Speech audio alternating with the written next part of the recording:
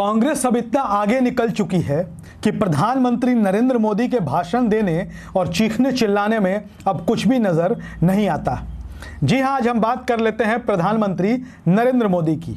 2024 में लोकसभा के चुनाव होने हैं, उसके पहले देश के 4 राज्यों में विधानसभा के चुनाव होने हैं। प्रधानमंत्री नरेंद्र मोदी मध्य प्रदेश पहुंचे हुए थे। मध्य प्रदेश में भी विधानसभा के चुनाव होने वाले हैं। अब देखिए, प्रधानमंत्री नरेंद्र मोदी वहां पर भाषण देते हैं और भाषण में वही रटा रटाया, वही पुराना परिवारवाद की राजनीति की बात वो शुरू कर देते हैं, घोटालों की बात शुरू कर देते हैं, भ्रष्टाचार की बात शुरू कर देते हैं। दरअसल आपको एक बात बताते हैं, हम प्रधानमंत्री के भाषण पर आपको आगे बताएंगे।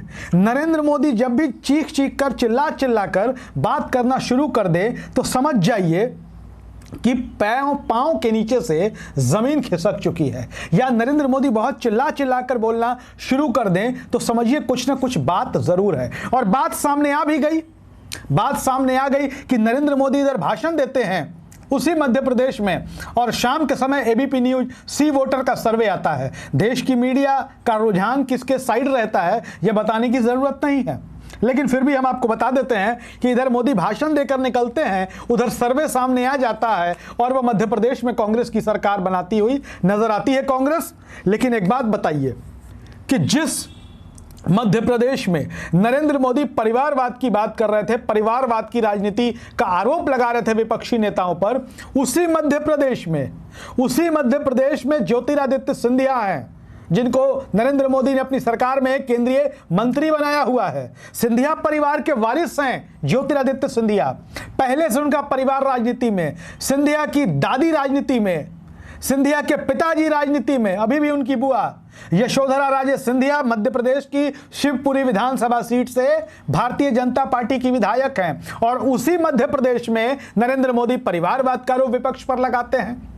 वो मध्य प्रदेश में जाकर भ्रष्टाचार की बात करते हैं, घोटालों की बात करते हैं। उसी मध्य प्रदेश में जहां उन्हीं की भारतीय जनता पार्टी की सरकार के दौरान व्यापम, जी हां व्यापम जैसा आदमखोर घोटाला हुआ, कई लोगों की जान ले ली इस घोटाले ने।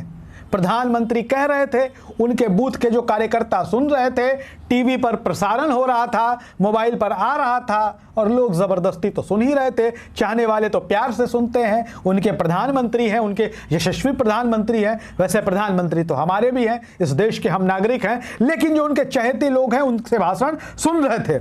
लेकिन सवाल यह है कि वही परिवारवाद की बात, वही भ्रष्टाचार की बात, एक ही भाषण, घिसी पिटी बात, घिसा पिटा भाषण लोग कितनी बार सुनेंगे, और वो भी तब जब आपके खुद के घर शीशे के हैं।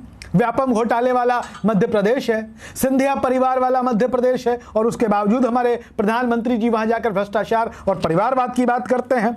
और उधर सुनिए, नरेंद्र मोदी का कार्यक्रम मध्य प्रदेश में लगता है और उधर कांग्रेस बीजेपी का कमर तोड़ने में लगी हुई है। लगातार बीजेपी के नेताओं को कांग्रेस में शामिल कराया जा रहा है मध्य प्रदेश में, और ऐसी स्थिति बनती जा रही है कि आपको बता दें कि जहां प्रधानमंत्री खड़े होकर भ्रष्टाचारियों पर कार्रवाई की गारंटी देते हैं, क्योंकि आजकल देश की राजनीति में कांग्रेस ने गारंटी की प्रथा शुरू कर दी है। कांग्रेस ने हिमाचल में गारंटी दी, कर्नाटक में गारंटी दी, और उस गारंटी को पूरा करने में सरकार लगी हुई भी है। तो आजकल एक माहौल बन गया है ना कि कांग्रेस के पीछे पीछे बीजेपी जा रही है। पहले होता क्या था कि बीजेपी पिच तैयार करती थी। हमारे भी प्रोग्राम का नाम सियासी पिच है हमारे चैनल का, लेकिन हम उस पिच की बात कर रहे हैं कि जो बीजेपी तैयार करती थी, कांग्रेस उसमें जाके खेलती थी। लेकिन आज की तारीख में कांग्रेस बिसात बिछा रही है और बीजेपी उसके पीछे पीछे चल रही है। तो गारंटी की राजनीति कांग्रेस ने शुरू की, तो प्रधानमंत्री ने कहा कि आजकल बड़ा गारंटी चल रहा है, हम भ्रष्टाचारियों पर कार्रवाई की गारंटी देते हैं।